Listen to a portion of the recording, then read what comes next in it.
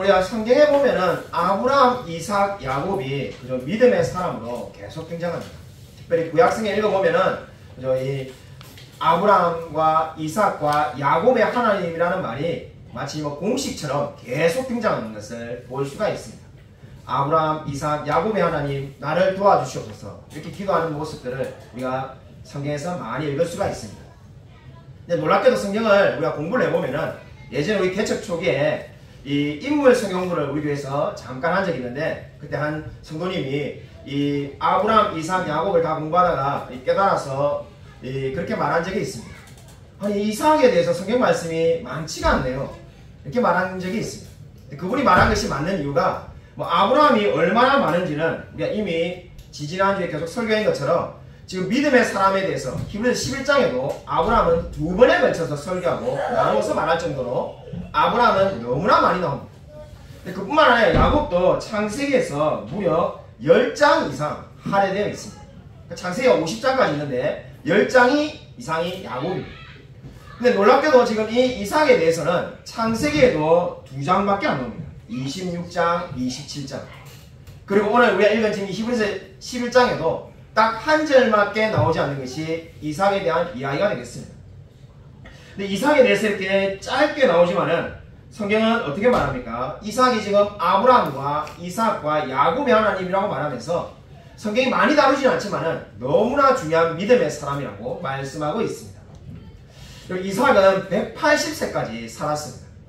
180세까지 이삭이 살았는데 여기 이삭의 몇 년 동안 앞을 보지 못하며 살았을까요? 우리 이제 다음 달에 우리 예레미야 성경 퀴즈 하는데 마치 성경 퀴즈처럼 이삭이 앞을 못 본 기간 성경에 안 나와 있는 것 같은데 몇 년이 안 나와 있습니다. 그러니까 우리가 충분히 유추할 수 있는 방법이 있습니다. 어떻게 알 수가 있습니까? 이삭이 축복할 때 에사하고 야곱을 구분을 못했죠. 그 말은 무슨 말입니까? 눈이 신명에 있으니까 자기 아들을 알아보지 못해가지고 축복을 거꾸로 했습니다. 그죠? 그래서 이 야곱이 아버지를 속였던 거죠. 그때 이미 실명 상태라는 것을 우리가 알 수가 있습니다. 그때가 나이가 137세입니다. 그러므로 이 이삭은 적어도 최소한 43년을 앞을 보지 못하는 채로 살았음을 알 수가 있습니다. 180년을 살았지만은 43년을 앞을 보지 못하고 살았던 사람이 이삭이 되겠습니다. 얼마나 괴롭겠습니까? 제가 지난주에 그 설교할 때 우리 부산에 있는 큰어머니 앞을 못 봐가지고 너무나 괴롭다고 말한 것처럼 정말 이 앞을 보지 못하는데 무려 43년을 앞을 보지 못하고 산 사람이 이삭입니다. 아더 핑크라는 이 유명한 목사님이 이런 지적을 하였습니다. 앞을 단순히 못 보는 것만 마음이 아픈 것이 아니라 신명기 34장 7절에 보면은 모세가 죽을 때 나이가 120세이나 눈이 흐리지 않았다라고 분명히 말씀하고 있습니다. 근데 이삭이 눈이 먼 것은 이 아더 핑크 목사님은 어떻게 해석하냐면은 본능의 욕구를 제어하지 못했기 때문이라고 해석합니다. 그냥 한마디로 말해서 창세기 25장 28절에 나온 것처럼 이삭이 고기를 너무 좋아해가지고 실명했을 거라고 판단하는 겁니다. 한마디로 이삭은 영적인 분별력이 부족하였다는 겁니다. 근데 이 말이 뭐 영 근거가 없다라고 볼 수 없는 것이 이삭이 왜 영적인 분별력이 없다라고 아더 핑크 목사님이 말했을까요? 그 이유는 창세기 25장 23절에 이런 말씀이 있습니다. 우리 프린트본에 다 나와 있습니다. 여기 주말에 있는 프린트본에 있는 말씀 우리 한번 같이 한번 읽겠습니다. 이삭의 생애에 너무나 중요한 말씀, 야곱과 에서의 생애에도 너무나 중요한 말씀이었던 말씀이 있습니다. 창세기 25장 23절 우리 다 같이 한 목소리 읽겠습니다. 네, 시작. 여호와께서 그에게 이르시되 두 국민이 내 태중에 있구나. 두 민족이 내 복중에서 나누이리라. 이 족속이 저 족속보다 강하겠고 큰 자가 어린 자를 섬기리라. 아멘. 이 지금 말씀이 지금 아이들이 태중에 있을 때 여기서 말하는 아이는 바로 이삭의 아이 야곱과 에서를 말하는 겁니다. 두 아이가 있는데 형이 에서이고 동생이 야곱인데 지금 어떻게 될 거라는 겁니까? 큰 자가 어린 자를 섬길 거라고 하나님이 말씀하였습니다. 아이가 태어나고 난 다음에 자라보니까는 우리 이게 둘째가 총명해요. 둘째가 서울대 갈 것 같아요. 이런 게 아니라 하나님이 이미 아이가 태어나기도 전에 말씀을 한 것이 큰 자가 어린 자를 섬길 거라는 겁니다. 그 말은 무슨 말입니까? 에서가 야곱을 섬길 거고 나아가서 그의 후손인 에서의 후손인 에돔이 이스라엘을 섬기게 될 거라고 말씀하였습니다. 우리가 성경을 읽어본 사람이라면 정말 그 말씀 그대로 이루어졌다는 걸 우리가 다 알고 있습니다. 근데 왜 지금 이삭의 영적인 분별력이 떨어졌다고 말을 합니까? 이 말씀을 다 기억하지 못하였습니다. 이 말씀을 제대로 믿지 못하였습니다. 그래서 물론 모든 자녀를 사랑해야 되지만은 축복은 야곱에게 하겠다라고 마음을 먹고 있어야 되는데 누구에게 축복하겠다고 늘 마음을 먹었습니까? 우리가 창세기 읽어보면은 자기가 너무나 좋아하는 늘 사냥해서 고기를 갖다주는 에서에게 축복하겠다라고 늘 마음을 먹고 있었습니다. 우리가 창세기를 읽으면은 자칫 우리가 오해하기 쉬운 게 부부간에 갈등이 있나? 왜 이게 이삭은 에서를 좋아하고 이 리브가는 야곱을 좋아하고 물론 뭐 자식이 그저 10손가락 안 아픈 손가락이 없지만은 더 아픈 손가락이 있다. 우리 뭐 부모들이 그렇게 말하는 것처럼 누굴 더 좋아할 수 있지. 근데 그런 차원의 문제가 아니라 하나님의 말씀을 누가 기억하느냐 하지 못하느냐의 문제가 되겠습니다. 그런 걸 보면 이 리브가는 하나님의 말씀을 기억해서 지금 야곱이 축복을 받아야 된다 생각해가지고 그렇게 분장을 하고 그렇게 한 거죠. 근데 이 이삭은 그럴 마음이 전혀 없었습니다. 그것이 바로 뭘 말하는 겁니까? 영적인 분별력이 떨어져 있음을 이야기하는 겁니다. 근데 결과가 어떻게 됐습니까? 리브가가 속여가지고 이 성경이 말하는 중요한 것은 이 잘 속였다는 데 있는 것이 아니라 하나님의 말씀 그대로 결국 이루어졌다는 거죠. 그래서 축복을 거꾸로 해가지고 어떻게 됐습니까? 야곱이 축복을 받았습니다. 그러고 난 다음에 이 사실을 이제 이삭이 깨닫게 되었습니다. 깨닫고 난 다음에 한 고백이 창세기 27장 33절입니다. 우리 한번 같이 읽겠습니다. 프린트본에 다 나와 있습니다. 창세기 27장 33절 같이 한 목소리 한번 읽겠습니다. 네, 시작. 이삭이 심히 크게 떨며 이르되 그러면 사냥한 고기를 내게 가져온 자가 누구냐? 내가 오기 전에 내가 다 먹고 그를 위하여 축복하였은즉 그가 반드시 복을 받을 것이니라. 아멘. 이삭이 심히 크게 떨었다고 말합니다. 그래서 심히 크게 떨었다는 것은 리브가와 야곱에게 내가 속아서 심히 크게 떨었다 이 말을 하는 게 아닙니다. 이것들이 내가 앞을 못 보는데 내가 속였어 건방지게. 그래서 막 분노해가지고 떨었다는 게 아닙니다. 왜 떨었다는 겁니까? 그때 하나님의 말씀이 떠올랐던 거죠. 그 하나님의 말씀이 뭡니까? 큰 자가 어린 자를 섬기리라. 자기는 물론 비록 속아가지고 거꾸로 축복을 했지만은 자기 마음과 다른 거꾸로 축복이죠. 그러나 그것이 결코 우연히 일어난 것이 아니라 하나님의 말씀이 그대로 이루어졌다는 것을 알고 두려워서 떠는 것입니다. 이것이 지금 뭘 말하는 겁니까? 여러분 이 말씀이 너무나 중요한데 그것을 깨닫고 난 다음에 이삭이 뭐라고 말합니까? 그가 반드시 복을 받을 것이다. 이삭이 자기가 지금 자기 생각과는 반대로 축복했지만은 그대로 이루어질 거라고 선언하였습니다. 여러분 한번 말을 뱉었지만은 말을 주워 담으면 되지 않겠습니까? 다시 축복해줄게. 그렇게 해도 되죠. 만약에 정말로 이삭이 하나님의 말씀을 깨닫지 못했다면은 내가 다시 축복하겠다. 없던 일을 하자 해가지고 다시 했을 겁니다. 그러니까 그렇게 하지 않고 그대로 이루어질 거라고 말씀한 이유가 뭡니까? 이제 하나님의 말씀이 깨달았기 때문입니다. 여러분 성경에 이삭의 믿음이 무엇일까요? 히브리서 11장에 이삭의 믿음이 나와 있는데 여러분 이삭의 믿음이 뭘 말할까요? 여러분 이삭은 영적인 분별력이 떨어져서 하나님의 말씀을 오랜 세월 동안 못 믿고 에서에게 축복하려고 했습니다. 또 그런 사람이라면은 오히려 이 지금 위대한 믿음의 사람, 그죠? 이 히브리서 11장에 대단한 사람들이 지금 나와 있는데 여기에 명단에서 빠져야 될 것 같은데 왜 성경은 오히려 믿음의 사람이라고 칭송하며 넣어놓았을까요? 오늘 이삭의 믿음이라는 것은 무엇입니까?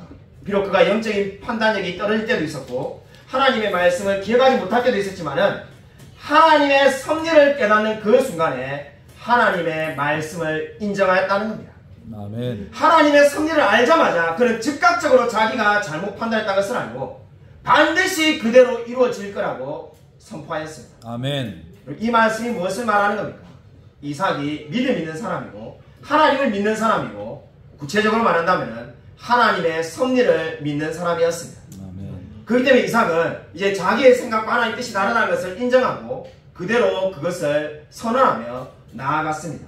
아멘. 여러분 오늘 말씀이 저와 여러분에게 주는 영적인 교훈과 위로가 뭡니까? 여러분 이삭이 완벽한 삶을 살아서 여기에 명단에 올라와 있다면은 우리가 아마 위로가 안 될 겁니다. 어떻게 그렇게 사나? 정말 애가 태어나기도 전에 하나님 말씀했는데 그걸 다 기억하고 있다가 그대로 다 실현을 다 해가지고 믿음의 반열에 올랐다면은 은혜는 돼도 상당히 부담스러울 겁니다. 놀랍게도 이삭이 저와 이런 것 같이 하나님의 말씀을 주일날 들었는데 그 다음 주가 되면 설교 제목도 기억이 안 나고 무슨 설교 들었던가 뭐 기억이 잘 안 나는 우리와 똑같은 사람입니다. 하나님의 말씀을 들었지만은 전혀 기억을 못하고 자기가 좋아하는 대로 고기를 따라 살다가 하나님의 섭리가 있어서 그것을 깨닫는 순간에 심히 떨며 그가 반드시 복을 받을 거라고 말씀을 하였습니다. 여기 이 이야기가 무엇을 말합니까? 하나님의 섭리를 깨달을 때 인정하는 그 사람을 지금 믿음의 사람이라고 성경은 높이 평가한 겁니다. 아멘. 저와 여러분이 한 번도 말씀에서 어긋나지 않아야만이 믿음의 사람이 아닙니다. 오늘 성경이 말하는 것은 하나님의 섭리를 깨우칠 때 하나님의 섭리를 전혀 몰랐지만은 인생을 살아가다 보면은 하나님이 이렇게 해서 나에게 고난을 주었구나. 내가 이래서 이렇게 직장을 잃었고 어려움을 당했고 괴로움을 겪었구나. 이제 하나님의 섭리를 내가 알겠구나라는 그것을 받아들이는 사람을 어떤 사람이라는 겁니까? 믿음의 사람이라는 겁니다. 아멘. 인생에 수많은 고통과 고난이 있지만은 그것이 그냥 재수가 없어서 생긴 일이고 그러다 보니까 부모가 잘못 만나서 생긴 일이고 이렇게 남탓만 하는 사람이 아니라 그 모든 것이 하나님의 섭리였고 뜻임을 인정하는 사람, 그 사람이 누구였다는 겁니까? 이삭이고 바로 믿음의 사람이었다고 오늘 성경은 말씀하고 있습니다. 아멘. 여러분 오늘 성경은 한마디로 소유문답 7문이 말하는 것처럼 하나님의 섭리를 인정하며 살아라고 말씀하고 있습니다. 아멘.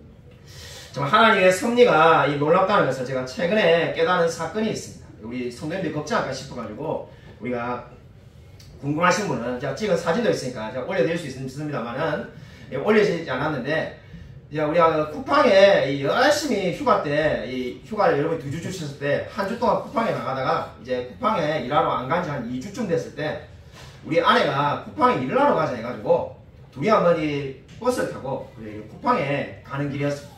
그날따라 차가 동탄에 엄청 막혀가지고 늦게 도착할 것 같아요. 늦게 도착하면은 지하에 가면은 수백 명의 이 단기 일용직들이 기다리고 있는데 앞줄에게 이 보직을 쉬운 보직을 주더라고요. 줄 앞에 서야만이 쉽게 가고 뒤에 서면은 제가 양쪽 다 해보니까는 체감상 최소 2배, 어떻게 보면은 거의 3배 정도 더 일이 힘든 게 차이가 나요. 그러니까는 빨리 내리고 싶어가지고 쿠팡 건물이 보이니까 저도 모르게 본능적으로 여러 사람들이 그래 하더라고요. 이 안전벨트를 푸는 소리가 탁탁 들리더라고요. 막 때리겠다는 저도 바로 안전벨트를 탁 푸는데 그 순간에 차가 앞차하고 크게 부딪혀가지고 제가 약간 붕 뜨다시피 앞자리 그러니까 앞자리 좌석에 그대로 코와 오른쪽 무릎을 그대로 팍 부딪혔어요. 사람들이 다 막 비명이 들리고 눈을 떠서 보니까는 저 앞쪽에 앉은 여자분 중에 안전벨트 안 한 분은 그대로 나가 떨어져가지고 그 창문까지 거기 사람이 이게 날아가지고 부딪혔어요. 네, 나중에 이야기를 들어보니까는 운전사분이 한 번도 사고를 안 내셨는데 앞차를 못 보고 앞에 쿠팡의 안산에서 오는 버스가 서 있었는데 이분은 그게 가는 차인 줄 알고 80km 속력으로 그대로 그 차를 때려받은 거예요. 그래서 우리 차 유리창이 다 깨지고 뭐 클러치나 이게 다 고장나서 차가 움직이지 못하고 그 차도 이게 사고 나가지고 사고가 크게 났습니다.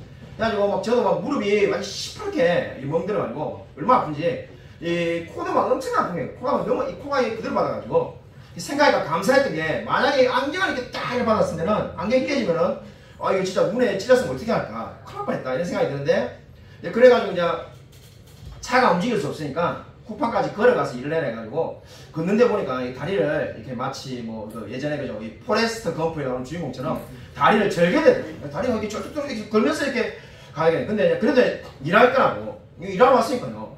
일을 어떻게 하지? 안 되면 좋게 해야겠다 해가지고 일을 하려고 하는데 그 아주머니들이 똑똑하시더라고요. 이렇게 되면 일을 하면 안 된다 해가지고 막 일하면 안 된다고 막 이렇게 막 따져가지고 결국은 사고 난 사람들이 다 이렇게 따로 나와가지고 일을 하지 말고 향남의 병원에 가서 검사하는 거예요. 그래서 그 검사하러 이렇게 같이 와가지고 검사하고 상태에 따라서 이제 이렇게 입원하고 아니면 통원 치료하고 이렇게 했어요. 그래서 우리 제하고 제 아내도 우리가 입원을 했는데 병원에 입원을 해보니까는 우리가 흔히 그저 쉽게 말해서 나이롱 환자 이런 말 하는데 그 나이도 완전 아무나 하는 게 아니라는 생각이 들더라고요. 2주 한 달 하신 분들 진짜 제가 정말 존경한다 생각이 드는 게 하루 있었는데 병원이 요즘 좋더라고요. 제가 예전에 초등학교 때 맹장 수술할 때 병원 입원한 것밖에 기억이 안 나는데 다 자기 자리에 다 이렇게 TV가 있어가지고 우리 집에 TV도 없는데 근데 TV를 봐도 재미가 없고 여기 병원에 있으니까 좀이 수치가지고 있으면 없는 병이 생길 것 같아요. 그래서 우리는 하루 만에 퇴원했네. 병원에 있을 때도 우리가 이제 이렇게 외출증을 꺼내가지고 새벽기도 다 했습니다. 배 안 오면은 우리 교인들이 걱정하실 것 같아가지고 그래서 감사하게도 그렇게 해가지고 우리 합의금도 다 받았죠. 그래가지고 우리가 그 아내가 월급을 받지 못했던 1,600만 원이 있는데 예전에 있던 병원 녹음하니까 어느 병원인지 말하지 않겠습니다. 1,600만 원을 못 받았는데 나라에서 그런 사람들에 대해서 구제하는 제도로 1,000만 원은 갚아주는 게 있어가지고 1,000만 원 받았지만 600만 원은 여전히 못 받아가지고 변호사를 사가지고 소송을 해놨는데 그래서 변호사를 사가지고 신청해 놨습니다만은 알아보니까는 그럼 결국 안 주면은 받을 방법이 없더라고요. 안 주겠다는 사람을 가서 때릴 수도 있는 건 아니고 감사하게도 그 돈의 일부를 결국은 합의금으로 하나님이 주셨구나 이런 생각을 해가지고 감사했어요. 근데 가만히 그때 참 병원에 누워가지고 이런 생각을 많이 했는데 옆에 그 쿠팡에 일하는 분들 같이 있으면서 아니 그렇게 쿠팡이 2주 동안 안 나오는데 9월달에 처음으로 나오셨는데 사고가 납니까? 그러게 말입니다. 이게 딱 오늘 처음에 나왔는데 어떻게 딱 사고가 났냐 생각을 해보니까는 참 사고가 날만 나는 건 아니고 근데 또 사고가 났는데 크게 안 다친 것만 해도 감사하고 이게 다 하나님의 섭리구나. 인생 모든 것이 하나님의 섭리 가운데 있구나. 그래서 제가 하나 깨달았던 것이 제가 이제 앞으로 차를 타면은 어떤 차를 타든지 간에 도착하기 전에는 절대로 안전벨트를 풀어서는 안 되겠다. 자, 이걸 깨달았다. 자, 이걸 성격이 높여가지고 우리 사모는 안전벨트를 하고 있으니까 많이 안 다쳤는데 저는 지금도 이 무릎이 아파요. 지금도 이게 지금 손가락으로 무릎을 눌리면 무릎이 아파가지고 그래서 이게 제가 절대 그 안전벨트 안 풀었어야 되는데 자 그때 큰 교훈을 얻었습니다. 참으로 해서 있으면서 생각해봤는데 모든 것이 하나님의 섭리구나. 세상에 우연한 것은 아무것도 없다는 것을 깨닫게 되었습니다. 자 이렇게 늦게 이렇게 이야기를 드린 거는 이거 막 사고 났다 해가지고 그때 막 실시간도 올리면은 성도님들이 다 걱정하실 것 같아가지고 이제서야 이렇게 말씀을 드리게 되었습니다. 그럼 오늘 말씀을 보면은 두 번째로 히브리서 20장에 보면은 이삭이 야곱과 에서에게 축복하였다라고 말씀하고 있습니다. 그래서 그 축복의 내용이 우리가 읽었던 창세기 27장 27절부터 29절에 잘 나타나 있습니다. 야곱의 축복은 두 가지인데 하나는 이 세상에서 누리는 축복을 말하고 있습니다. 창세기 27장 27에서 29절입니다. 두 번째는 야곱의 후손을 통해서 그리스도가 오셔서 받게 될 축복을 역시나 다루고 있습니다. 이 야곱의 축복은 읽어보면 누구나 다 이해할 수 있습니다. 다 좋은 내용이니까 당연히 축복을 말씀하신 것 같다 이렇게 이해할 수가 있습니다.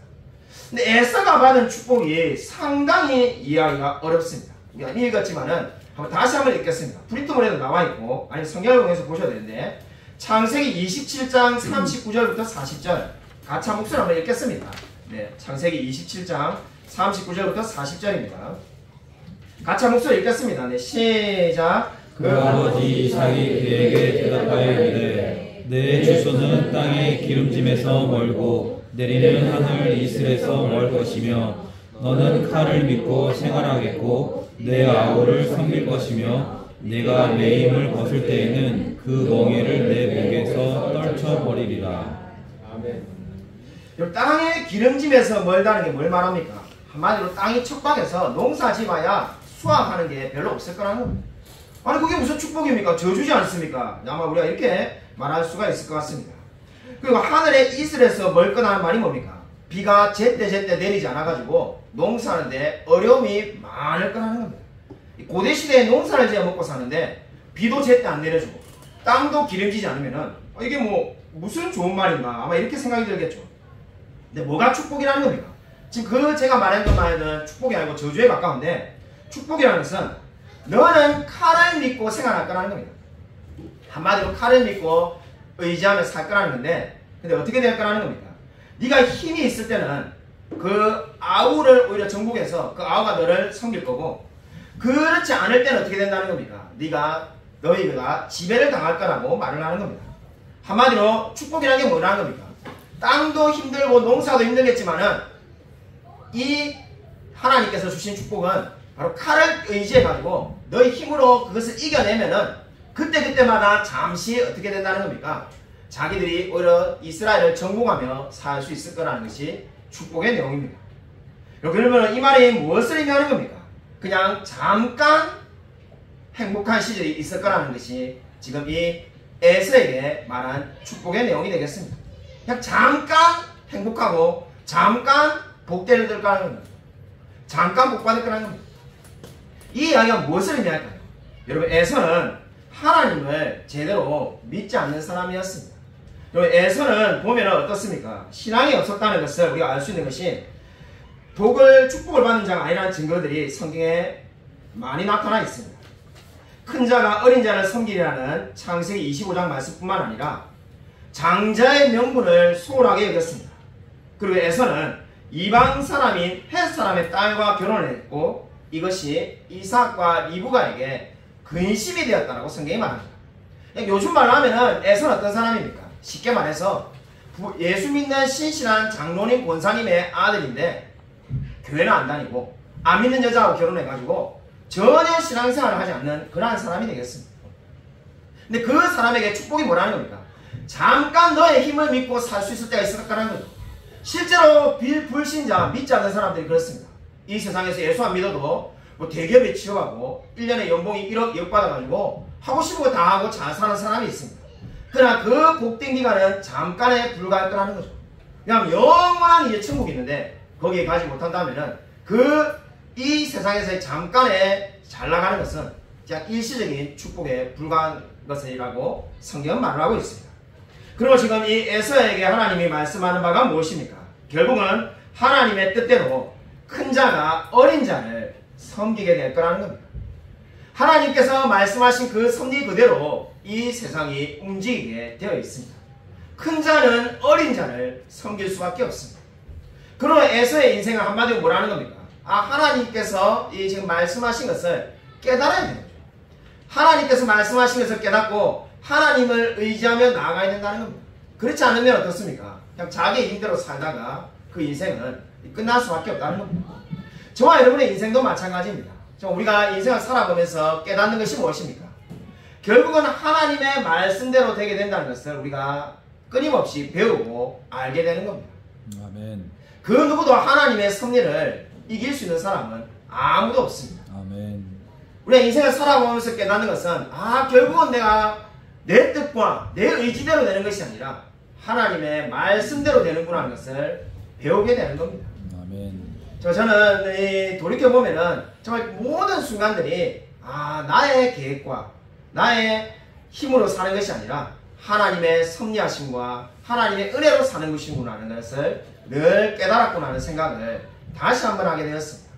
여러분, 오늘 정말 설교 말씀을 준비하면서 정말 모든 것이 하나님의 섭리이고 하나님의 은혜구나 하는 것을 정말 다시금 확인하는 시간이었습니다. 세상에 우연한 일은 아무것도 없습니다. 우리가 생각할 때 우연이라는 것처럼 보이지만은 그 우연은, 우리가 생각하는 우연은 하나님의 필연인 줄로 믿으시기 바랍니다. 여러분, 세상에 우연한 것은 아무것도 없습니다. 10년도 넘는 이야기인데 제가 수원에서 영통에서 사역할 때가 있었습니다. 그때 우리 주일학교 교사 선생님이 지금도 그 모습이 기억이 나는데 동탄에 지금도 있죠. 메타폴리스에서 제게 만나서 해가지고는 이 메타폴리스 이게 좋은 식당에서 밥을 먹고 지금 그 좋은 건물 앞에서 이렇게 둘이 이야기하는 모습이 지금도 생생히 기억납니다. 저보고 개척을 하자고 제안을 하는 거예요. 그래서 목사님 개척을 하면은 잘 될 것 같습니다. 그때가 제가 40살도 안 된 젊은 목사였는데 저보고 목사님 말씀을 잘 전하시니까 개척하면 됩니다. 제가 몇몇 집사님들한테 물어보니까는 개척하면 따라가겠다는 사람들이 여러 명 있다면서요. 자기가 생각할 때 물론 그분의 판단에 정말 수십 명을 물어본 건 아니지만은 아마 30명, 40명 이렇게 따라올 겁니다. 아마 교회 잘 될 것 같습니다. 이러면서 저보고 개척을 하자는 거예요. 제가 이런 지하에 바로 듣자마자 안 합니다. 이래가지고 제가 거절했어요. 그러니까 집사님이 서운하셔가지고 아니 들으시면은 목사님이 이게 뭐 기도해보겠다 이렇게 해야지 바로 안 하겠다는 게 말이 됩니까? 하니까는 저는 개척 이런 거 할 마음이 전혀 없습니다. 제가 그때 속으로 제가 무슨 생각이냐면은 개척은 바보나 하는 거지 개척하면 다 망하는 시대에 그걸 누구 하냐 나는 청민 갈 건데 제가 안 할 겁니다. 하니까는 무슨 용기가 그렇게 없냐면서 사람이 이렇게 하자는 사람도 있는데 하면 되지 왜 이렇게 사람이 용기가 없습니까? 이러는데 막 그렇게 듣지도 않았습니다. 그분이 자기가 뭐 예언사에 가는 사람도 아닌데 내보고 결국 개척하시게 될 거다라면서 제가 이렇게 길을 돌아서 빨리 떠나니까는 뒤에다 대고 말했던 기억이 납니다. 정말로 영광교회에 있을 때 여러분이 다 아다시피 2015년에 개척을 하기로 결정하니까는 그 집사님이 당연히 떠오르더라고요. 그때 진짜 너무 미안했구나. 저 사람 인생 알 수가 없구나. 제가 평생에 한 번도 담임 목사 되겠다라고 이력서 넣은 적이 없는데 야, 진짜 그분이 마치 예언사, 지금 마치 오늘 이삭의 모습. 제가 이 말씀을 하면서 계속 돌아왔는데 내가 이삭이었구나. 이삭이 막 자기는 에서가 축복받아야 된다라고 평생을 주장하며 살았는데 나중에 알고 보니까 하나님의 뜻은 야곱에 있는 것처럼 우리 그쯤이 말씀을 들었는데 기억을 못한 것처럼 내가 정말로 이 개척한 사람인데 그걸 몰랐구나. 정말 그분이 하나님의 음성을 이야기했는데 내가 그걸 못 알아들었구나. 그때 기도해 볼 걸. 근데 미안한 마음이 드는데 하나님이 또 승리가 놀라운 것이 그분의 장모님이 영광교회 앞에 에덴 요양병으로 있었는데 거기에 입원하시네. 그래서 그 집사님도 이제 뭐 저하고 그때 안 하기로 하고 사이가 좀 껄끄러졌지만은 그래도 지금 바로 교회 앞에까지 왔는데 목사님을 만나봐야 되겠다 해가지고 이 전화를 연락하시더라고요. 그래서 제가 만나자마자 그냥 미안하다고 하면서 결국 제가 개척을 하게 됐습니다. 이러니까는 본인이 그분 집사님이 그때 용인에 사셨는데 용인에 집을 팔고 자기가 향남에 오겠습니다. 이러시는 거예요. 그래서 제가 기대도 안 했는데 너무 놀래가지고 정말일까니까 뭐 미안해 하실 것도 없고 언젠가는 개척할 줄 알았습니다. 자기가 용인의 집을 당장 내놓고 팔아버려가지고 제가 이 개척 멤버 1호가 되겠습니다. 솔직히 저는 진짜 우리 이재현 집사님이 등록 1번이 될 거라고 꿈에 생각했고 그 집사님이 1번이 될 거라고 그때 굳게 믿었어요. 그래가지고 얼마 감사하든지 이게 하나님의 섭리구나. 개척한다니까는 바로 교인이 한 명 생겼구나. 아니 건물도 없고 한남에 이사도 안 갔는데 벌써 교인이 한 명 생겼구나. 그 당시 그래 생각했습니다. 그럴 찰나에 이 영광교회에서 혼외해 주기로 했죠. 혼외해 주기로 하는데 또 혼외해 준다고 하니까는 같이 사역하던 그 부목사님이 우리 여기 정재 목사님도 잘 아시는 분인데 갑자기 그분이 저를 이렇게 버거킹에서 제가 불광대 버거킹에서 만나자더만은 자신이 도우러 가겠다는 거예요. 진짜 너무 놀래가지고 무슨 말이냐니까는 우리 교인도 없어. 뭐 지금 한 명 올까 말까 하는 분 있지만 오겠다는 분 있지만 뭐 지금 가봐야 하는 거고 한 명밖에 없는데 어떻게 하냐니까는 한 명밖에 없어서 상관없고 아무도 상관없고 자기는 가겠다는 거예요. 나는 사례비를 줄 수도 없는데 이러니까는 돈도 필요 없고 그 사모님이 버려서 먹고 살면 되니까는 자기가 도우러 가겠다면서 그러는 거예요. 이게 무슨 일인가. 우리 동생한테 이야기하니까는 동생이 자기 보고 같이 하자고 해도 자기는 갈 마음이 없는데 사례비도 줄 거 없고 가고 할 일도 없는데 솔직히 쟤도 솔직히 그분에게 그랬어요. 오시면 할 일도 없는데 주일학교가 있는 것도 아니고 뭐 부서도 없는데 뭐 할 거냐니까는 같이 향남에 가본 적도 없는 이 향남에 본인이 같이 전도해 주겠다면서 자 그때 앉아가지고 제가 이야기 듣는데 눈물이 나겠어요. 세상에 이런 사람입니다. 내보고 그렇게 해라면은 내가 미쳤냐 그렇게 하겠는데 솔직히 이렇게 말할 것 같은데 야 이거 이런 사람이 다 있나. 이 주님이 진짜 보내시는구나. 그때 또 은혜를 받았습니다. 향남에 이사가 왔습니다. 이사를 오니까는 예전에 같이 알고 지내던 집사님이 찾아와가지고는 자기가 도우러 오겠다면서 그분이 삼성전자 동탄에 이 과장으로 있는 분인데 그분이 자기가 돕겠다면서 오셔가지고는 막 이야기를 하고 나중에 막 우시더라고요. 그래가지고 야 이 생각이 또 한 명이 생겼어요. 또 한 가정이 생긴 거죠. 야 그래가지고 야 이거 목회가 저절로 되는 것 같다. 그래서 마음이 이게 막 갑자기 평안해지더라고요. 그래서 이거 목회가 걱정할 게 없네 개척이. 야 이거 벌써 이미 성도가 두 가정이 생기고 이 뭐 도와줄 목사님이 있고 이 무슨 걱정이 있는가. 아무도 오지 않았어요. 여러분이 알다시피 그래서 이재현 집사님 1번이 되셨는데 이 놀랍게도 이 도로 오겠다는 목사님은 결국은 도로 오지 않으셔서 다른 교회 부목사님을 가시고 용인에서 오겠다는 분도 결국은 오지 않으셨고 그 다음에 제 앞에 와서 우는 그분은 정말로 그 이후로 단 한 번도 연락도 하지 않았어요. 전화를 해도 전화도 안 받았습니다. 그래가지고 지금도 연락하지 않습니다. 그래가지고 뭐 그냥 포기했는데 무슨 마음이 갑자기 뭐 제가 뭐 실수한 건 아닌데 안 좋은 이야기 한 건 아닌데 연락이 다 끊어졌습니다. 그래서 그래도 여기 아무도 없어도 제가 그 당시에 들었던 게 기억이 나서 그때 우리 또 영광교회 한 분이 자기가 가면은 목사님 가면은 크게 언급하겠다. 이 크게를 정말 지금 제가 이렇게 말한 것처럼 제가 지금 지어낸 건데 크게를 그냥 크게 하겠습니다 이게 아니라 크게다가 힘을 주가지고 크게 언급하겠습니다. 누가 봐도 느낌이 그죠? 여러분도 그렇게 생각하시겠지만은 100만 원 언급하겠다는데 크게라고 말하겠는가? 누가 봐도 그죠? 야 크게 한번 언급하겠습니다 그러니까 1000만 원 언급하시나? 하다못해 500하시는 것 같다. 그 생각인데 정말로 그분을 뭐 5만 원 말해서 설명한 게 아니니까요. 여러분 들으시면 나중에 알겠지만은 단 5만 원도 궁금하지 않았어요. 단 한 번도 연락하지 않았어요. 그래서 이 연락이 다 끊어지더라고요. 그래가지고 뭐 이야기하면 끝이 없습니다. 그뿐만 아니라 제가 영광교회에서 개척하러 행감 내려간다니까 어느 한 권사님은 자기 보고 향남에 이사 오라는 거냐. 그래서 자기가 근처에 개척하면 늘 따라가겠다고 기도하고 마음먹고 있었는데 어쩌라는 거냐 이러길래 뭐 이 사람 못 오셔도 한번 오시겠지. 단 정말 한 번도 이 9년 동안 우리 교회 오신 적도 없고 전화한 적도 없습니다. 다 하나님이 인간관계를 다 끊으시죠. 그래서 저 그때 처음에는 인간적으로 솔직히 그죠. 처음에 잠깐 그 당시에는 미운 마음들이 들었습니다. 이 사람들이 왜 이러냐. 자기가 말을 지켜야지. 사람만 뭐 이름을 뱉었으면 뭐라도 조금이라도 해야지. 뭘 하는가. 아니 그럼 처음부터 오지 않겠다고 하든지. 아니 온다 했으면 뭐 못 오면 좀 뭐 미안하다고 하든지. 왜 이렇게 됐어. 이해가 안 가. 그래서 야 개척하려고 했는데 뭔가 처음에 많은 것이 뭐 있는 줄 알았는데 결국 아무것도 없이 우리 가족끼리 정말 여러분이 알다시피 예배를 드렸습니다. 그러고 나니까는 들었던 생각이 저절로 기도하게 됩니다. 그래서 그래갖고 막 이렇게 새벽에 2시에 나와가지고 막 기도하니까 그때 제가 들었던 생각이 하나님 이렇게 해서 사람을 기도하게 만드시는 거예요. 만약에 정말로 그 부목사님이 오셔가지고 도와주고 사모님이 교사신데 아마 뭐 헌금하면 얼마 많이 해주겠습니까? 그래서 그 오셨고 그 용인에 있는 그분은 단독주택이 2층짜리 있는 곡층으로 있는 다리가 있는 그런 집에 사시는 사업하는 싱가포르에 사업하는 분인데 그런 분이 오면은 또 뭐 얼마나 힘이 되겠습니까? 삼성에 다니는 동탄에 있는 분. 만약에 또 누가 뭐 그저 저한테 영감께서 크게 헌금하는 분이 정말 1,000만 원, 2,000만 원 헌금했다면은 아마 제가 기도하는 사람이 안 됐을 겁니다. 뭐 아쉬운 게 아무것도 없지 않습니까? 이미 다 갖추고 있는데. 그냥 뭐 걔는 그냥 뭐 한번 하는 거고, 그죠? 안 되면 안 되는 거고, 아마 그렇게 시작했을 겁니다. 근데 하나님이 모든 것을 다 끊으니까는 정말로 기도를 하는데, 지금 은퇴하신 수영로교회 정필동 목사님이 늘 말씀하신 거. 개척을 하면은 이 강대상이 눈물로 다 덮여야만이 그때부터 진짜 목회가 시작된다. 늘 그렇게 말씀하는 것처럼, 근데 그때 제일 처음에 들을 때는 그걸 누가 하는 말인가? 본인 마셨지. 뭐 어떻게 울어가지고 그죠? 물을 갖다 붓는 건 아니고 눈물로 다 하는가? 정말로 눈물로 이 강대상을 젓는 거는 아무것도 안 하시더라고요. 이미 저도 그렇게 기도하는 사람으로 하나님 만드시더라고요. 근데 제가 그때 깨달은 것이 하나님이 이렇게 섭리하셔가지고 그 사람들을 미워할 필요가 없이 정말 다 모든 걸 잊고 모든 게 없게 해서 하나님만 의지하도록 만드시는 거라는 것을 알게 되었습니다. 여러분 인생에 우연한 것은 아무것도 없습니다. 그리고 하나님께서 어떻게 했습니까? 여러분들을 하나님 이미 예비하신 한 분 한 분 한 분 성도님을 다 우리 교회로 함께 인도해서 함께 신앙생활하게 되었습니다. 아멘. 오늘 말씀을 준비하면서 이렇게 제가 많은 생각들을 하게 되었습니다. 세상에 우연한 것은 아무것도 없고 하나님이 정말 가장 좋은 길로 가장 선한 길로 인도하시고 나는 것을 알게 되었습니다.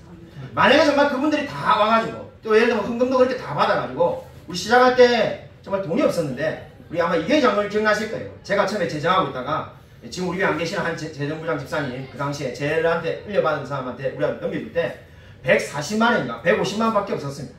지금 뭐 교회가 몇천만 있지만은 그렇게 돈이 없었는데 만약에 아마 처음부터 그런 분들이 다 보내줬으면 시작할 때 이미 몇천만 원 가지고 시작했겠죠. 아마 그러면 어떻게 됐겠습니까? 제가 인간관계를 잘해가지고 내가 이렇게 사람들이 와서 도와주고 교회 성도님이 되고 또 인간관계를 잘해서 교회 돈도 많고 모든 것이 다 내 자랑밖에 안 되는 거죠. 다 내가 했구나 내가 다 했다 나는 이렇게 이루었다 아마 이거밖에 안 남았을 겁니다. 근데 아무것도 없었기 때문에 정말 우리 첫 해의 표대로 없는 것을 있는 것으로 부르시는 하나님 로마서 4장 17절이 말하는 것처럼 정말 하나님이 없는 것을 있는 것으로 부르셨다고 늘 제가 지금도 말할 수밖에 없습니다. 저는 정말 아무것도 없었고 하나님이 모든 것을 이루시고 하나님이 모든 것을 섭리하셨다고 고백할 수밖에 없습니다. 아멘. 그럼 저와 여러분의 인생도 마찬가지입니다. 정말 인생에 왜 이런 일이 내게 생길까 이런 생각이 들 때가 많을 겁니다. 여러분 왜 이런 일이 내게 생길까? 어떤 분들은 뭐 직장을 잃을 때도 있고 또 우리가 갑자기 병에 걸릴 때도 있고 또는 여러 가지 어려움을 우리가 겪을 때가 있습니다. 우리가 이해하지 못하는 수많은 고통과 고난이 찾아올 때가 있습니다.